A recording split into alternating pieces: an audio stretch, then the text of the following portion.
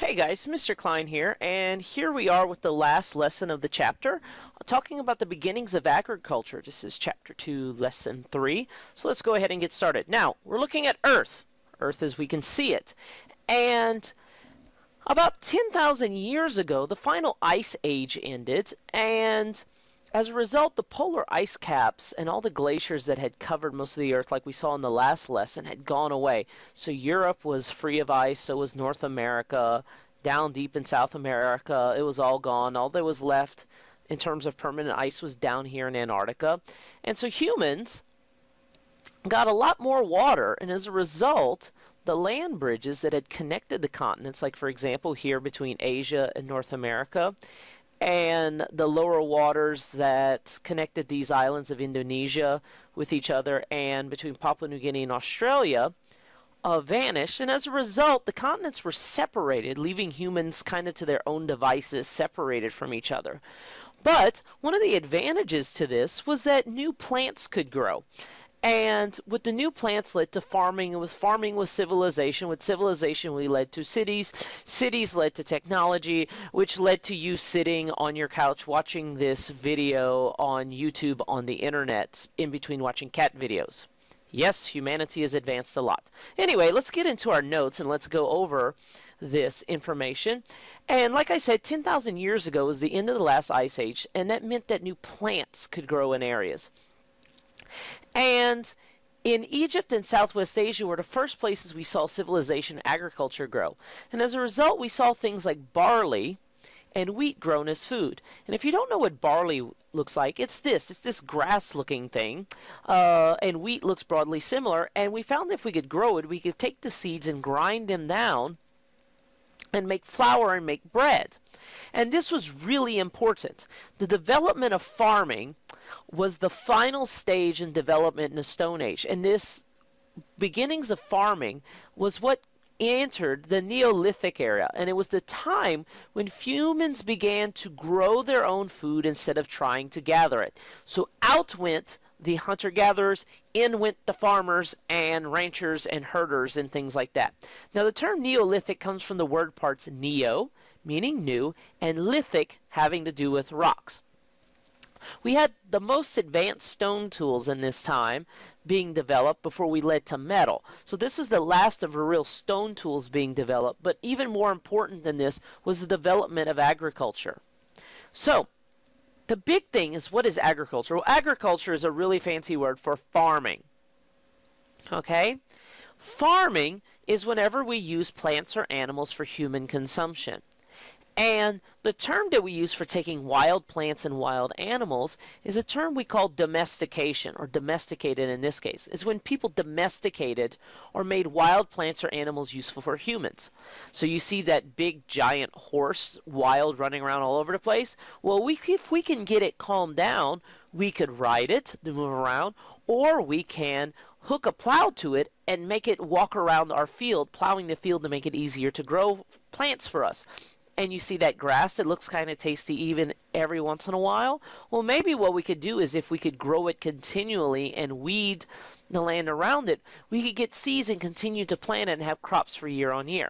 So, instead of gathering plants before moving around, farming meant you could stay in an area indefinitely. You could just stay there and not have to move from year to year. Now, this was really important, this whole concept of domestication. Like I said, plants were domesticated first, where we could grow them regularly, but animals soon were domesticated hereafter. So instead of chasing herds of wild animals all around the place, trying not to get killed by a lion or something like that, people could keep animals like sheep and goats and slaughter them for meat, or they could use them for milk, or in the case of sheep, you could actually get wool for clothing, which meant that you couldn't just kill an animal and use its skin. Rather, you could cut wool and reliably have a nice supply that you would not have to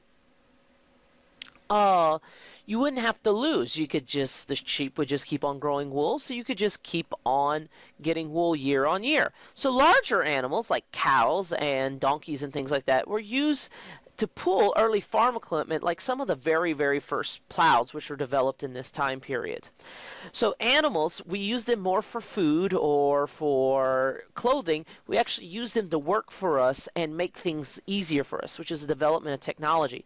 And domestication was the most important reason for humans being able to live longer into old age for better before. Okay?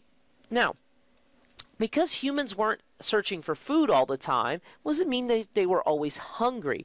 So because there was a reliable supply of food, humans could eat more, which means they could be healthier, which means they could live longer. Because after all, you weren't around chasing after food, which means you wouldn't probably be eaten by a lion or get killed by a stray spear being thrown while you're trying to take down a large animal.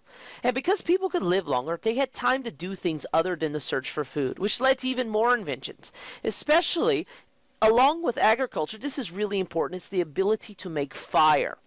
Okay, before then, the only way humans could get fire was to rely for lightning or some other thing to strike. So if you could strike pieces of rocks or metal together, it could form sparks to form fire. Things like that was really important, which means you could cook food rather than have to eat it raw, and you could bake bread instead of just chewing on the seeds. And this was really, really important. So how exactly did farming change society? Well, in all the ways I said, but in the big lasting change were things like this, that even though people still wore animal skins, the Neolithic era saw the first examples of people making clothing from plant fibers such as cotton. And right here in this picture we have an example. Now you see the use of animal skins for clothing, but you also see in some of the undergarments and clothes, you see some of the first examples of plant fibers being used for clothes, like the modern cotton that we would see in a shirt, where people were able to take cotton and turn it into a thread, which you could then use to create cloth, which could then be sewn in the clothing. Farming allowed populations to grow. People could live in cities. They were able to be safer, and as a result, populations were able to grow. People began to come together and build more permanent settlements to live and to share food materials, and this formed the first towns. And so let's go to Google Earth and let's look at some of the first towns. I got two that we could look at. One of them is Çatalhöyük here in Turkey. It's one of the earliest Neolithic settlements, and this is where it's at nowadays. And as you can see, it's actually not very big. It's a very, very small community. And this is the modern era. But this is what it looks like. But if we go and we look around, we see there's not much to it. But, and this is the surrounding area, this is what some of the digs, archaeological digs, look like. So we have these small areas and these small settlements. So people had individual houses, and we had streets and things of that nature. So if we zoom out, you can see where it's at in southern Turkey. Here's Greece, here's Iraq, Syria, Israel, Egypt's over here, and over here is Italy. The other one I want to show you is Skara Brae, which is in the Orkney Islands in north of England.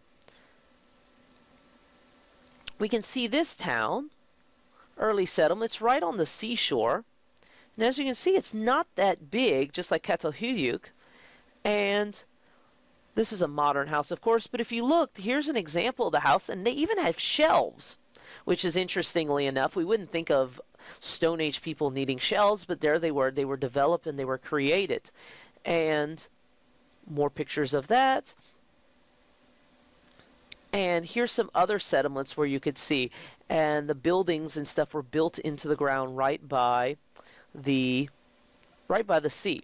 So that is two examples of Neolithic settlements, and we find them all over the place. We find them in India, China, in the Fertile Crescent, which we'll talk about more, in North and South America. Even in Australia, we'll find these Neolithic settlements, but they're not all from the same time. The first ones, like Çatalhöyük here, and then in Egypt and the Fertile Crescent, these came around first, and these other places came up later. So, towns were very important. And the first signs of religion, organized religions, were seen in these towns as Neolithic people would create megaliths, or large stone monuments used for religious purposes. And we'll go back to Google Earth and we'll look at the most famous one, which, as of course we know, is Stonehenge. So here it is in southern England.